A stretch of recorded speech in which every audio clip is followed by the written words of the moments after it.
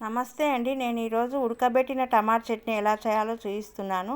టమాటాలు బాగా కడిగి వాటర్ అంతా ఆరబెట్టుకొని ఒక మందపాటి పాత్రలో ఈ చిన్న చిన్న కట్ చేసుకున్న టమాటా ముక్కల్ని వేసుకొని చింతపండును నార తీసి కడిగి వేసుకోవాలి. ఉప్పు పసుపు వేసి బాగా కలుపుకుంటూ ఆ నీరంతా ఆవిరయ్యేంత వరకు బాగా ఉడకనివ్వాలి, చల్లారనివ్వాలి. ఒక చిన్న బాండిలో జీలకర్ర మెంతులు దోరగా వేయించుకొని పక్కకు పెట్టుకొని చల్లారనివ్వాలి.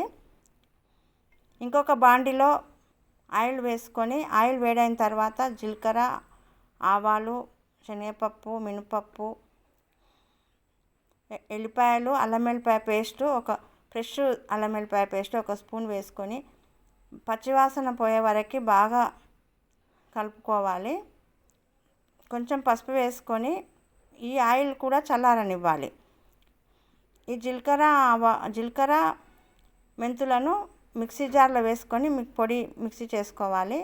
ఈ టమాటా గుజ్జును కూడా మిక్సీ చేసుకొని పక్కకు పెట్టుకోవాలి చల్లారిన తర్వాత. ఈ ఆయిల్ చల్లారిన తర్వాత ఒక టీ గ్లాసు కారం, సగం టీ గ్లాసు ఉప్పు వేసుకొని ఒక స్పూన్ జీలకర్ర మెంతుల పొడి, ఒక స్పూన్ ధనియాల పొడి, ఈ మిక్సీ చేసుకున్న టమాటా గుజ్జును మొత్తం కలుపుకోవాలి. ఇది చాలా టేస్ట్గా ఉంటుంది, చాలా బాగుంటుంది. అందరూ ట్రై చేయండి. వేడివేడి అన్నంలో చాలా బాగుంటుంది.